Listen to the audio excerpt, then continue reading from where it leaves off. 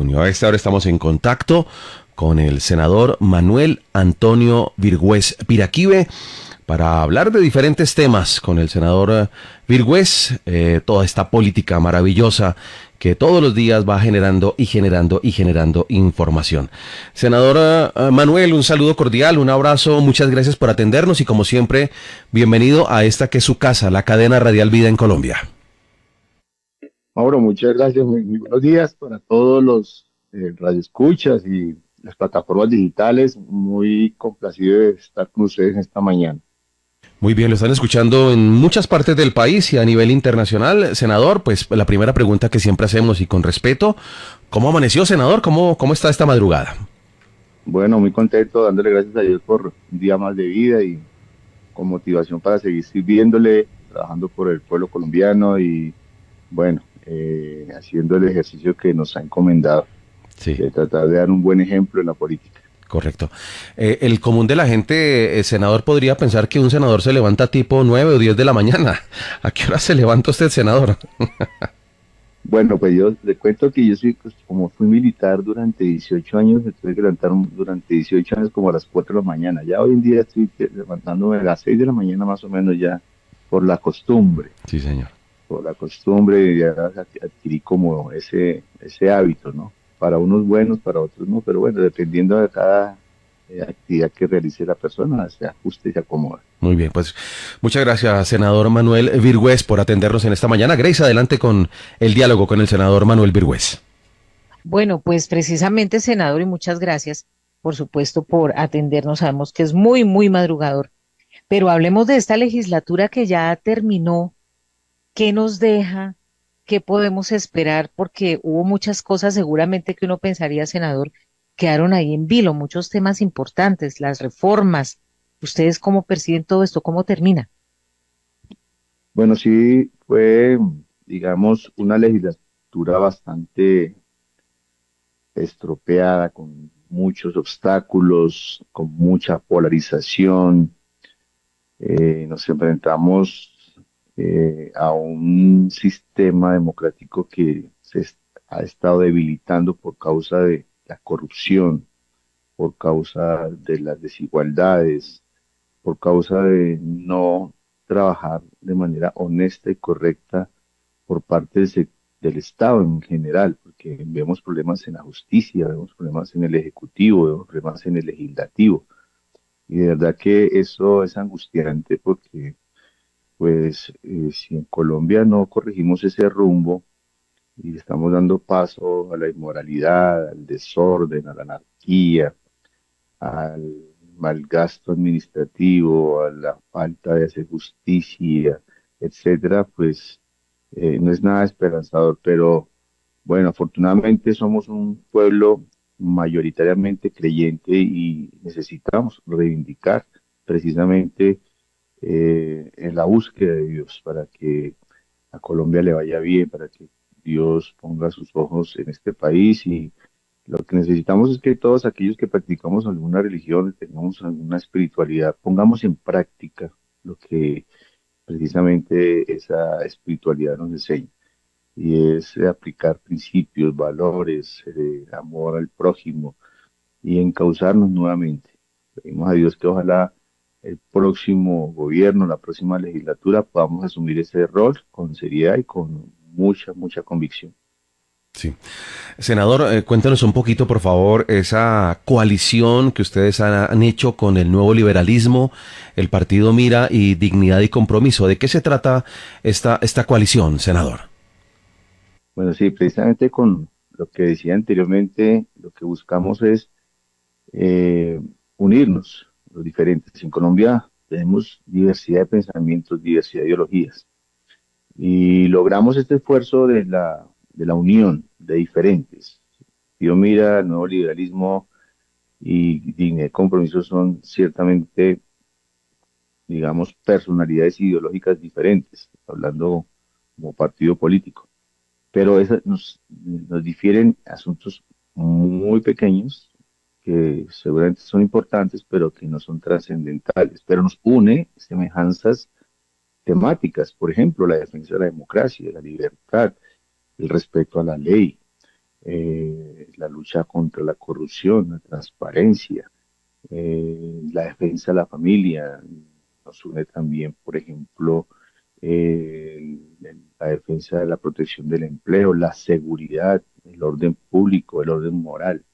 Y eso ha permitido que con el doctor Juan Manuel Galán, que fue compañero mío en el Senado, y con el doctor Robledo, que también fue compañero mío en el Senado en el 2006, 2010, pudimos sacar adelante entre nosotros varias leyes, independientemente de nuestra ideología política, pero que hoy son leyes de la República y que han tenido un efecto positivo.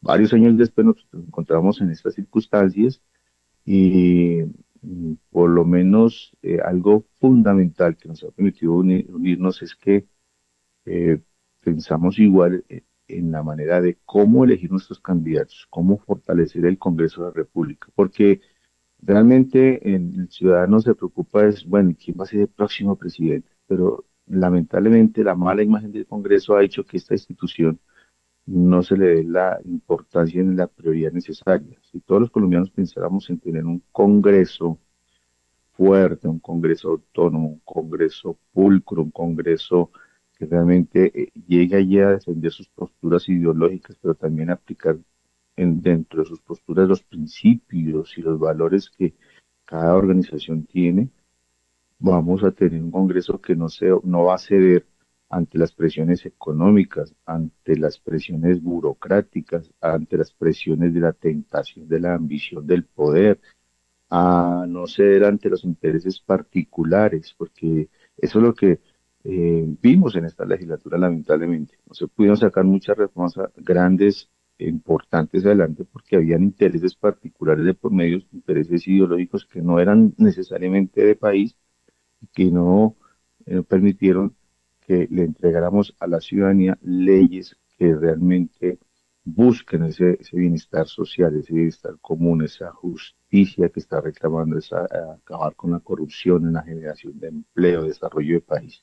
Entonces, en esos temas nosotros nos hemos puesto de acuerdo y queremos precisamente entregarle a la ciudadanía una lista al Senado de candidatos que han surtido y que van a surtir un filtro riguroso, temas éticos, personales, profesionales, eh, y que garanticen que no van a ser senadores que no van a ceder ante lo que se ha visto últimamente en el Congreso, donde llegan los ministros a la curul de un congresista a presionar mediante estas prácticas y no dejan actuar de manera libre, e independiente a un senador para tomar decisiones. Y esto no se puede seguir presentando entre ofertas de contrataciones, de puestos burocráticos, etcétera, sino que realmente se pueda tomar decisiones libres y espontáneas. Y allí nosotros vamos a tener precisamente esa lupa para tener candidatos como hasta actualmente lo hemos tenido, porque algo que caracteriza esta coalición es que no estamos señalados de temas de corrupción, ni ninguno de nuestros candidatos, ni ninguno de nuestros congresistas que actualmente tienen las credenciales, ni diputados, ni concejales están inmersos en investigaciones por temas de corrupción.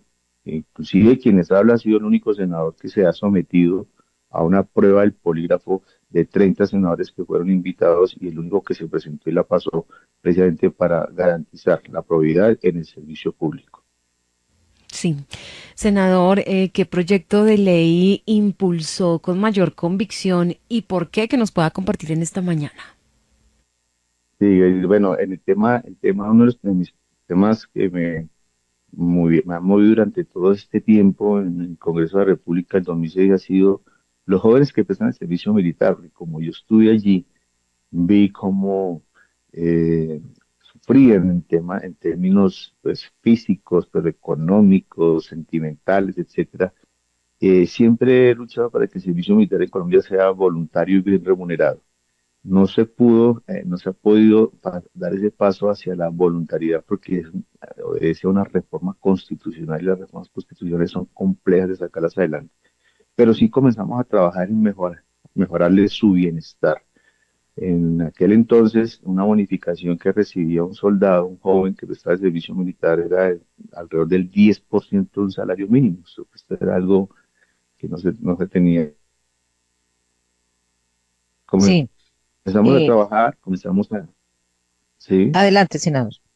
sí, comenzamos a buscar que se le mejorara esa condición de beneficio, de bonificación.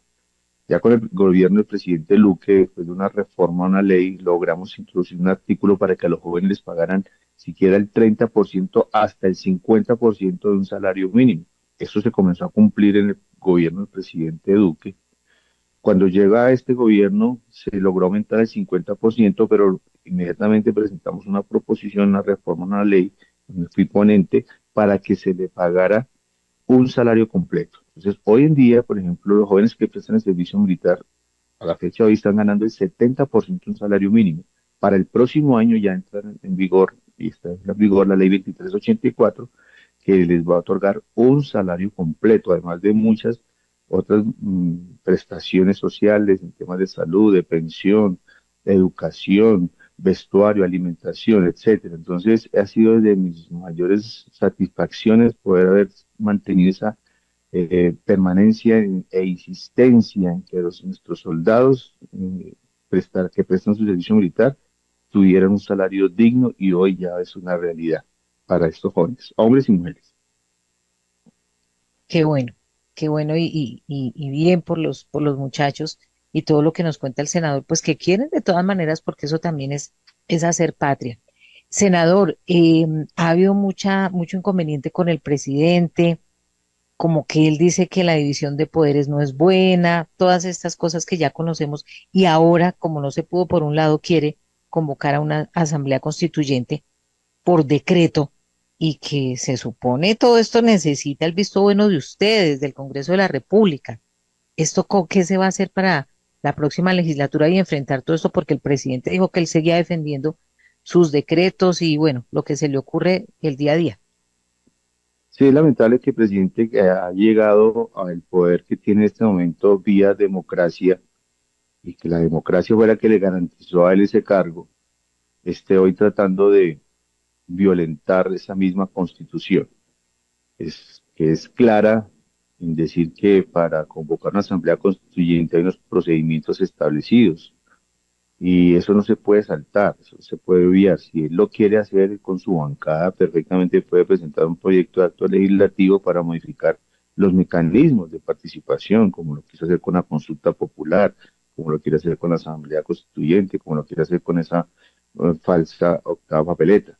De manera que sí es lamentable que él, que cuando se posesionó, juró defender la constitución y la ley, hoy quiera violarla a través de sus ministros, a través de interpretaciones traídas de, no sé, de qué teorías, ni qué argumentación, a qué argumentación obedece, y entonces quiera mantenerse en el poder, invocando pues ciertamente una cantidad de problemas que tiene nuestro país, y de situaciones que hay que resolver, pero todo esto está para resolverse vía democracia, vía mecanismos constitucionales y legales. Atribuir, pues, por ejemplo, que va a convocar una constituyente basada en una ley estatutaria que permite que el Ujú. 20% del censo electoral puede tomar decisiones, que ciertamente lo hay en regiones, en municipios, en departamentos, no está establecido en el orden nacional. De manera que pues nosotros rechazamos, y esperamos que la mayoría en el Congreso se mantengan firmes en defender la democracia, defender la Constitución, defender sus partidos, defender al pueblo colombiano, y abrir los espacios democráticos que están establecidos para que el presidente intente lograr sus propósitos, pero vía democracia y no vía presión como lo está haciendo actualmente. Tenemos bastante sintonía, senador, en el occidente del país, en el departamento del Cauca, del Valle del Cauca. Cuéntenos un poquito el tema de lo que ustedes han propuesto como partido para liderar esta propuesta de reactivar el corredor férreo Palmira-Popayán. Estarán muy interesados allí en el occidente del país, senador. Sí, bueno, esa ha sido una causa. Allá tenemos un gran líder, que es el ingeniero Maximiliano Tovar, ha sido nuestro candidato, nuestro líder, inclusive espiritual en la región, supervisor de iglesia, pero él, su formación fue ingeniero ferroviario y él siempre ha tenido esa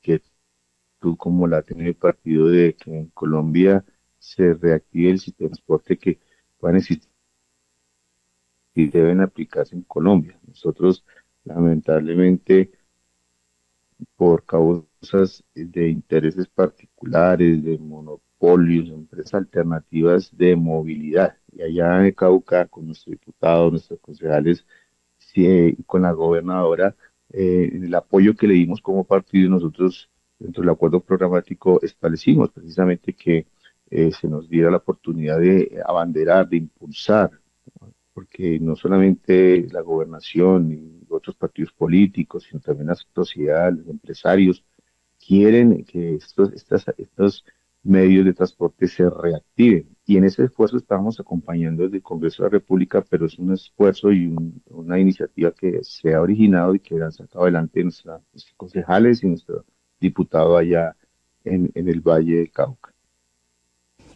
Sí, senador, ¿qué iniciativas le hubiera gustado ver aprobadas antes de terminar esta legislatura y que pueda proyectar también a futuro? Bueno, mira, ayer, no sé si ustedes observaron una noticia muy importante. El presidente objetó 3 leyes.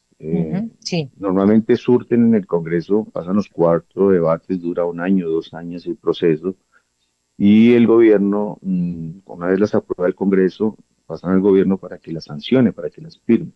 Hubo 3 leyes que no las sancionó y el gobierno no tiene un término para sancionar, para objetarlas, para decir no estoy de acuerdo con esa ley porque es inconstitucional, porque tiene impacto fiscal, o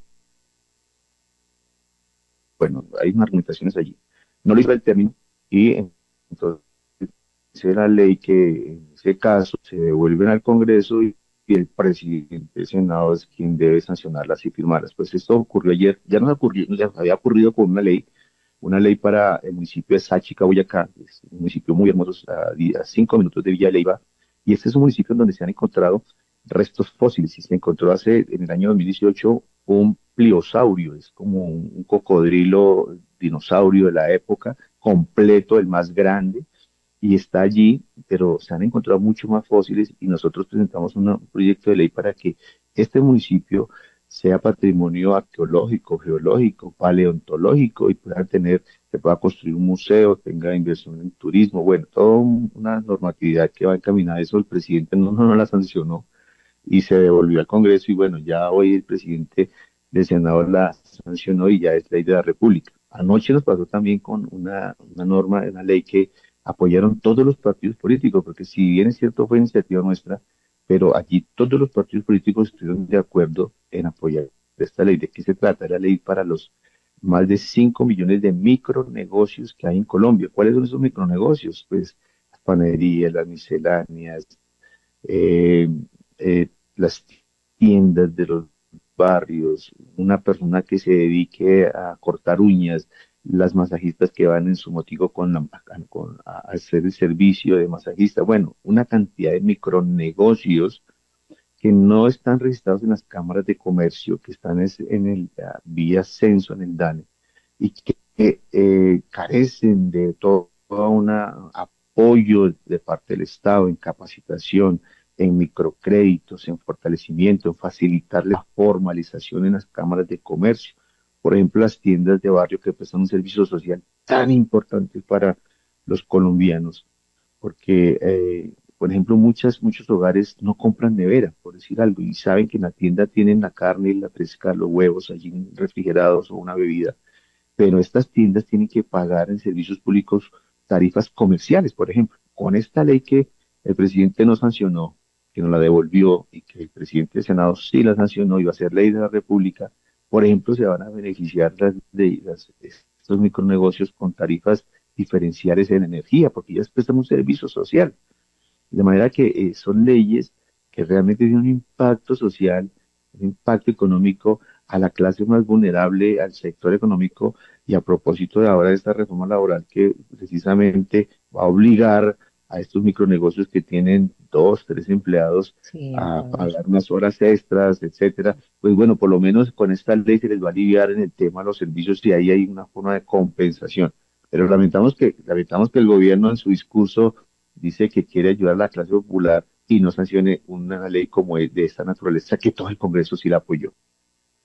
Igual se vuelve a presentar, senador.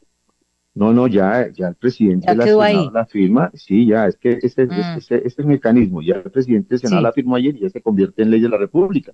Entonces, ese es algo, menos mal, la democracia claro.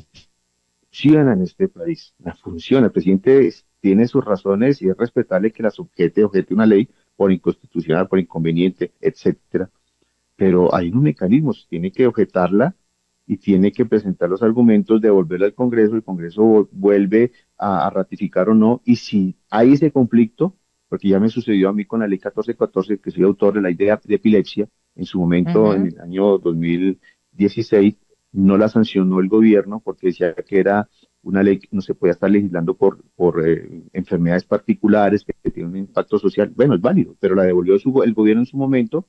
El Congreso dijo, no, sí, nos ratificamos en esta ley y cuando hay ese choque, cuando hay esas diferencias, sube a la Corte Constitucional. La Corte Constitucional es la que dice sí o no, si era constitucional o no, y la Corte Constitucional, el tercer poder, nos dio la razón y hoy la ley 1414 es una realidad. En este caso, como él no objetó, entonces ya entra, se divide el conflicto porque ya entra directamente el presidente del Senado a firmarla y se convierte, pasa al diario oficial, le asignan un número y se convierte en ley de la República. Entonces, esa es una buena noticia para los más de 5 millones de micronegocios que tenemos en Colombia. Sí. Qué bueno. Eh, Senador, usted que es deportista, motociclista, ¿cómo ve por ahí algo que está sonando en el Consejo, la bancada de la bicicleta del Consejo de Bogotá, que rechaza un proyecto de ley que busca permitir que las bicicletas y las motos eléctricas circulen por las ciclorrutas y además, fuera de eso, que no tengan SOAT? ¿Cómo ve esto? Sí, esas son de las leyes que pasan en el Congreso y se acumulan en los últimos días y por la presión y por los temas que muchas veces se abordan de gran importancia, como lo fue la reforma laboral, la consulta popular, la pensional, etcétera, pasan como de galaxia allí. Y pues por supuesto nosotros también estamos preocupados porque pues el tema de las motocicletas, de las bicicletas, de las patinetas, lamentablemente no se le ha dado la prioridad. Yo he insistido desde el 2008 por crear un estatuto inclusive para el motociclista, una norma autónoma que comenzara a organizar el sector, porque venía creciendo de manera desorganizada, desordenada. Lamentablemente los gobiernos de turno, los partidos de turno no le han dado prioridad y hoy tenemos un problema serio de movilidad, porque las cifras de accidentalidad y movilidad en esos temas de motocicletas, ciclistas y patinetas son los Altísimo. que ocupan, son altísimos. Y lo peor es que están quedando lesionados y hay muertes de jóvenes, porque son jóvenes ahí entre los 18 y los 28 años más o menos, que es nuestra fuerza laboral productiva. Y no se ha podido, ahí tengo un proyecto de ley que tampoco se le dio iniciativa porque lamentablemente hay una mecánica perversa en esto, que dice es que, lo he dicho, el código de tránsito de nosotros parece más bien un código de comercio. Allí tenemos el Ujú. artículo para crear las licencias de conducción, que es un negocio. Tenemos el artículo para la mecánica, que es un negocio. Tenemos el artículo para los servicios, los seguros obligatorios de responsabilidad extracontractual, que es un negocio. Todo es un negocio allí y seguimos teniendo la misma dinámica que las escuelas son las que enseñan y entregan la licencia. Esto hay que dividirlo. Pero nosotros somos autores en el Código de Tránsito de un artículo que llama la cátedra vial y no ha sido posible que se implemente la cátedra vial porque lo que pareciera que existiera es que entre más ignorancia vial hay, pues vienen las fotomultas, vienen los comparendos, vienen los recursos, viene la persecución, las restricciones y todo eso genera dinero. Y todo el mundo está pensando es en cómo sancionar o cómo buscar comparendos, especialmente en las alcaldías, las gobernaciones, pero no están pensando en generar una política realmente de prevención de educación vial. Y uno va a los colegios y los rectores dicen que no tienen tiempo de dictar esa cátedra vial, porque cuando salimos del colegio, escasamente manejamos 2 o 3 normas de tránsito y entonces pues no cruzamos no subimos los puentes, sino no cruzamos por la cebra, salimos con en la ignorancia vial manejar una bicicleta, después nos montamos en una moto, después en un carro y no respetamos las normas de tránsito. Y esto está generando un problema gravísimo en Colombia y esta ley disfrutó de esa misma mecánica y más esa tendencia en donde se promueven son los negocios. Entonces, que la gente compre patinetas, que la gente pues, que va a ser más fácil, pero no están pensando en la seguridad vial. Y eso es, Sí. estas leyes sí son las que debería objetar el presidente de la República, pero no vemos en ese sentido una iniciativa del presidente de objetar esta ley porque tiene argumentos sólidos para hacerlo, para evitar el tema de la inseguridad vial en Colombia. Correcto, tenemos una cita pendiente, Grace, con la doctora María Luisa, que además fue allí, tuvo un reconocimiento por parte de la alcaldía de Nueva York. Doctor Manuel, ¿cómo fue el tema? Y bueno, pues la doctora Marisa, nuestra líder espiritual, sí tenía unos reconocimientos muy importantes en Estados Unidos por el aporte social. Y en esto también quiero aprovechar, si me lo permiten, hablar de una ley muy importante que nos acaban de aprobar también. Estuvimos sufriendo hasta último momento, pero que ya también pasa a sanción presidencial. Vamos a ver si el presidente la sanciona o la devuelve. Estamos en esta etapa.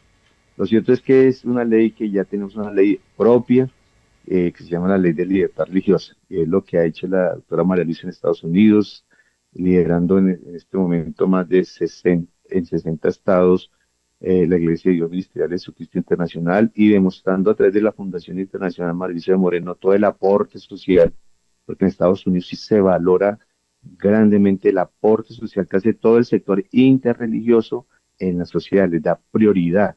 Eso es un tema muy, muy importante y hay alcaldes, gobernadores, del mismo presidente de la República están fomentando y están aprobando y están promoviendo el tema de la libertad religiosa.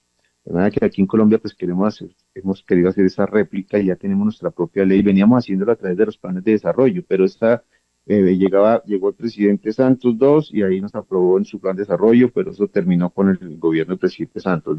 Después pasó al presidente Duque y lo mismo, y con este gobierno también nos aprobaron el plan de desarrollo a duras penas, porque no fue fácil tampoco que nos aprobaran ese artículo, pero iba a terminar con el gobierno del presidente Petro la política pública de libertad religiosa. Ya tenemos una ley que ha condensado todo esto y que va a agrupar, como lo ha venido haciendo, a través de gobernaciones y alcaldías, con los comités de libertad religiosa, para que se transversalice el aporte del sector religioso, porque el sector religioso le aporta en la salud, en el deporte, en la espiritualidad, y esa ley es muy importante, junto con otra también que nos aprobaron, que es la ley de salud mental, en donde el sector interreligioso va a tener también un papel protagonista, porque muchos temas de salud mental deben resolverse también por vía espiritual. De manera que pues es el aporte del sector interreligioso. Estamos muy contentos porque muchos líderes de todas las denominaciones cada vez se involucran más en los comités de libertad religiosa, cada vez conocemos más qué hace cada denominación, cuál es su aporte, encontramos actividades como el de donar alimentos, como de los psicólogos, como encontramos como el enseñar lenguas de señas, en fin, hay una cantidad de actividades que desconocíamos que hacen nuestras entidades religiosas y que no las tenían en cuenta y no se cualificaban ni se cuantificaban. Hoy con esta ley ya se viene haciendo a través del DANE, podemos decir, por ejemplo, que el sector interreligioso le da al país 256.000 empleos formales, además de ayudas, además de toda una cantidad de actividades sociales que se hacen a lo largo y ancho del país, y eso es también motivo de orgullo y darle gracias a Dios que vamos a tener una ley para que este sector religioso sea más visible cada día en Colombia. Correcto, muy bien. Pues senador Manuel Antonio Virgües Piraquive, presidente del partido Mira, muchas gracias. Recuerde que esta es su casa, la cadena Radial Vida aquí en Colombia y en el exterior. Muchas gracias por estas noticias y como siempre, cada vez que haya algo, senador, cuente con nosotros, por favor. No, a ustedes muchas gracias por este espacio tan generoso, ¿verdad? A toda la cadena Radial Vida, gracias a Mauro, Daniel, a Grace, a todo su equipo y a todos los radioescuchas o internautas que están conectados por darnos este espacio para hacer una mini rendición de cuentas de lo que hace el partido político Mira y esperar que podamos seguir sirviéndoles del Congreso de la República desde nuestra independencia y de nuestros principios y valores cristianos que es lo que nos ha motivado a estar en política. Muchas gracias y que Dios los bendiga.